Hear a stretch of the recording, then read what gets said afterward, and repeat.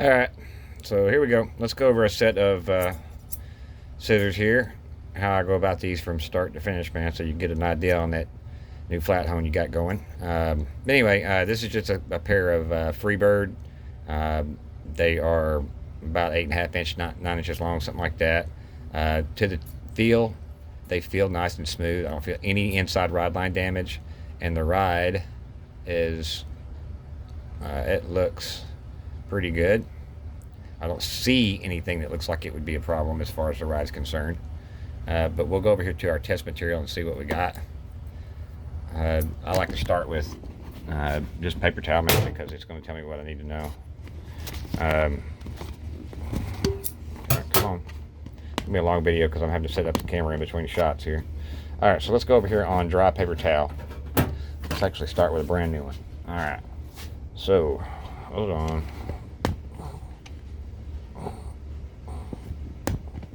Oh, maybe that's better. Alright, we'll start with a brand new paper towel. Alright, that was too far, wasn't it? We'll start with a brand new paper towel, and we'll just wet this bad boy down. A little Miracle Grow sprinkler here.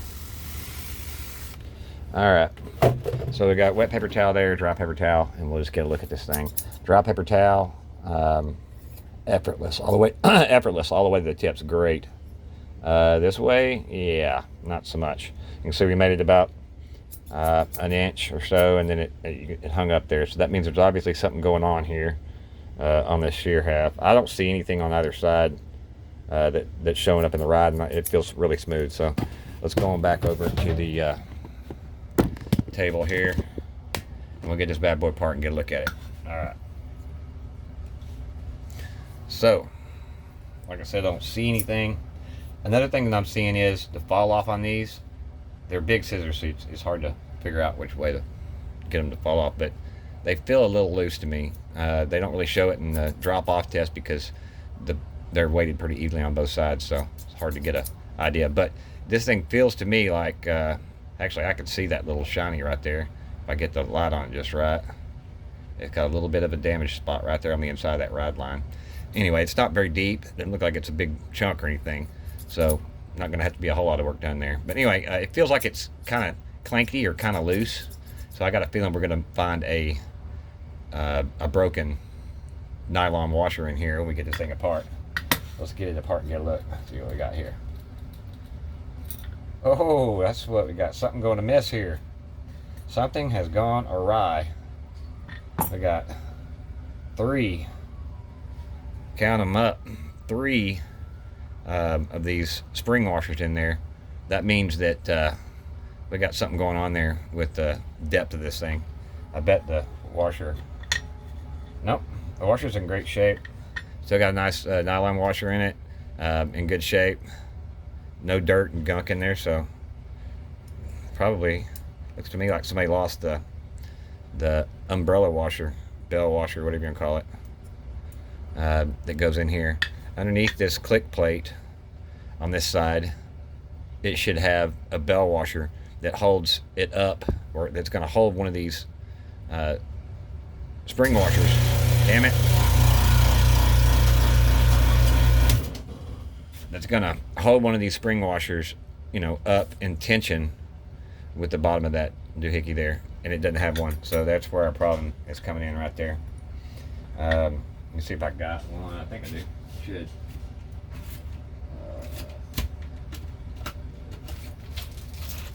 Alright, we go to the kit. Let's put this thing back together and see if it's going to be where it needs to be. With a bell washer in there. Yep, right there. These are 9 by 5 millimeter umbrella or bell washers, whatever you want to call it. Get one of those bad boys out, damn it.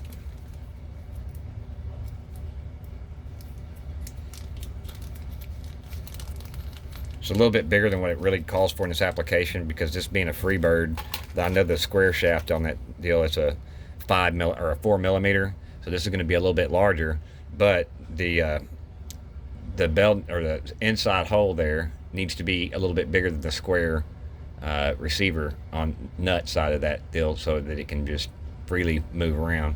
So let's get that back together. All right, so we got one washer on that side of the little nut deal there, and then we're going back in on this side,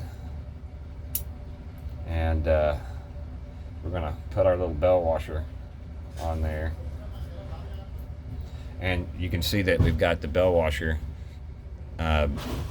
facing up so that it springs as it pushes down. Like if it was a bell, it would be sitting on top of the blade right there, or an umbrella, it'd be raining from up here, and if you had the umbrella in the right spot. So that's about the best way I can describe it there.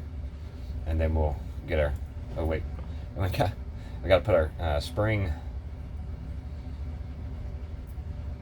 our clicker plate deal in, and you can see now that we've got the bell with it. The tension is going to be loaded up towards that. If I put that bell washer upside down, that spring washer would just sink into it. So no bueno on that. Let's see how this thing acts now. There's a possibility that the spring washers have been damaged because they were squished down together. Nope. We got a couple of good clicks in there, and it's tightened up really well. It feels good, smooth, nice. Now we're going to move on to why is it not cutting properly. So we'll move on to the flat hone.